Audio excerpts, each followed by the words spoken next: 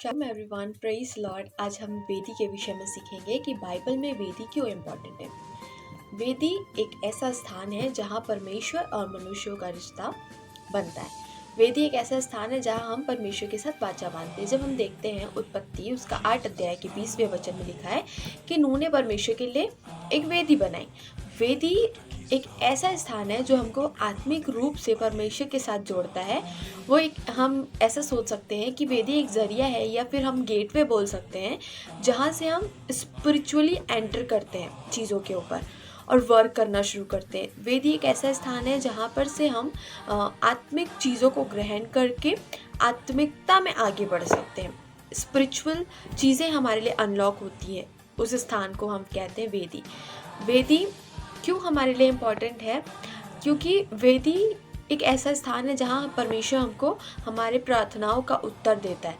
वेदी एक ऐसा स्थान है जो स्वर्ग और पृथ्वी को जोड़ करके रखती है। वो एक ऐसा स्थान है कि जहाँ हम अपने डेस्टिनी को अनलॉक करने के लिए जाते हैं और परमेश्वर से बात करते हैं। परमेश्वर हमको वेदी पे गहरे प्रकाशनों को रिवील करता है। जब हम देखते हैं निर्गमन 20 अध्याय के 24 वचन में इस प्रकार लिखा है, जहाँ जहाँ मैं अपने नाम का स्मरण करूँगा वहाँ वहाँ आकर मैं तुम्हें आशीष दूंगा। मतलब जहाँ वेदी होती है वहाँ प्रभु खुद स्वयं उपस्थित होकर के हमारे लिए हमारी प्रार्थनाओं को सुनते हैं और उसका प्रतिफल देते हैं। कि जहाँ हम परमेश्वर का स्मरण कर रहे हैं, जो स्थान है वहाँ पर परमेश्वर अपनी उपस्थिति को दे करके हमको परमेश्वर अद्भुत तरीके से प्रकाशनों में लेकर के चलता है। वो स्थान होता है वेदी। जब हम वेदी के विषय में देखते हैं तो वेदी बाइबल में बहुत सारे लोगों ने बनाई। ठीक है, पहला है नूह ने।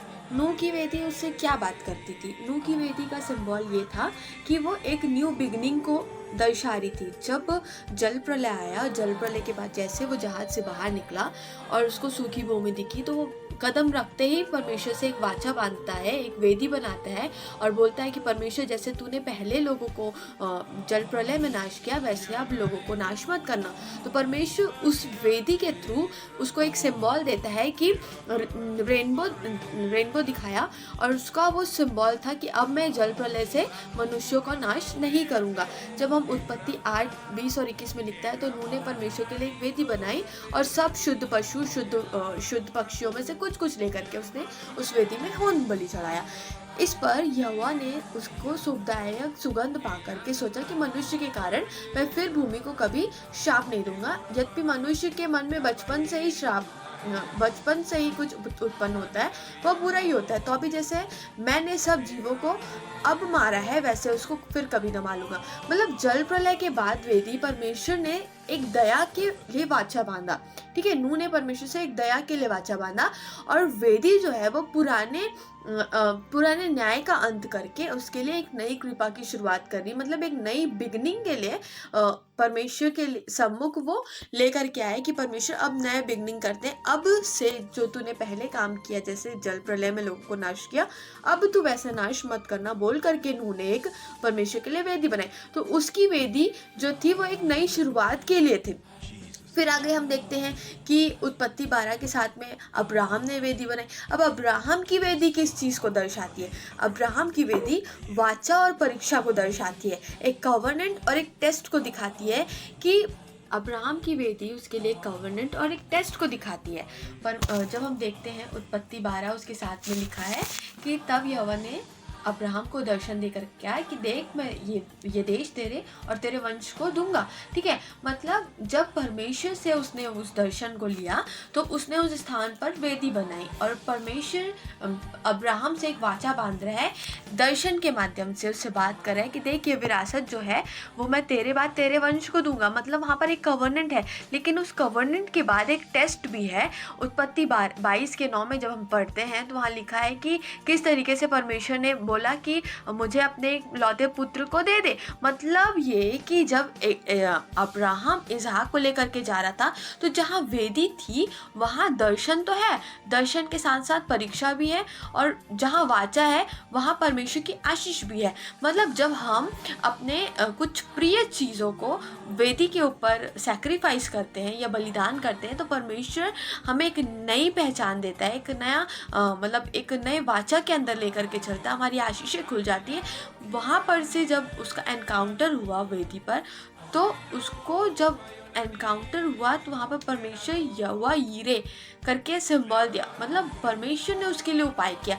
द लॉर्ड विल प्रोवाइड, मतलब वेदी एक ऐसा स्थान है जो हमें एक नई पहचान देती है, हमारे डेस्टिनी को अनलॉक करती है।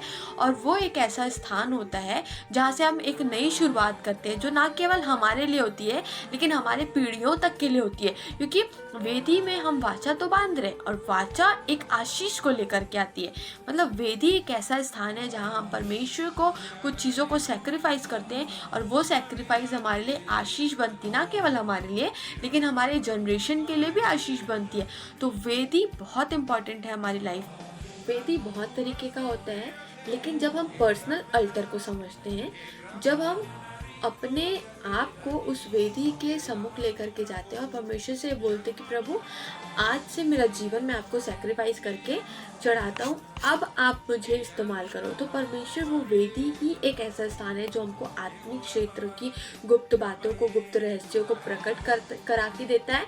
और वो एक ऐसा स्थान है जहाँ पर हम परमेश्वर के एनकाउंटर्स पे चलते हैं, एनकाउंटर्स पे मूव होते हैं, क्योंकि वेदी ही एक ऐसा स्थान है जो हमको गुप्त बातों को प्रकट करके देती है। जब हम परमेश्वर के साथ फेथफुली आगे बढ़ते हैं, अपनी वेदी पे निरंतर प्रार्थना करते हैं, निरंतर उपवास में बैठते हैं और परमेश्वर से मांगते हैं, तो वही एक ऐसा स्थान है जो हमारे लिए स्वर्गीय डोर्स को ओपन करता है, अनलॉक करता है, हमारी चीज़ों को, हमारे ड्रीम्स, हमारे विजन्स को अनलॉक करता है। और वही एक ऐसा स्थान है जहाँ पर हम परमेश्वर से गहरी बातों को सीखते हैं। तो वेदी हमारे लाइफ में बहुत इंपॉर्टेंट है। जब हम वेदी के ऊपर डील करते हैं तो हमको ये चीज़ों को सोचने और समझने की आवश्यकता है कि वेदी कितनी पावरफुल है, और वेदी ही एक ऐसा स्थान है जो हमको आगे बनाती है और आत्मिक क्षेत्र में आगे उन्नति की ओर लेकर के चलती है।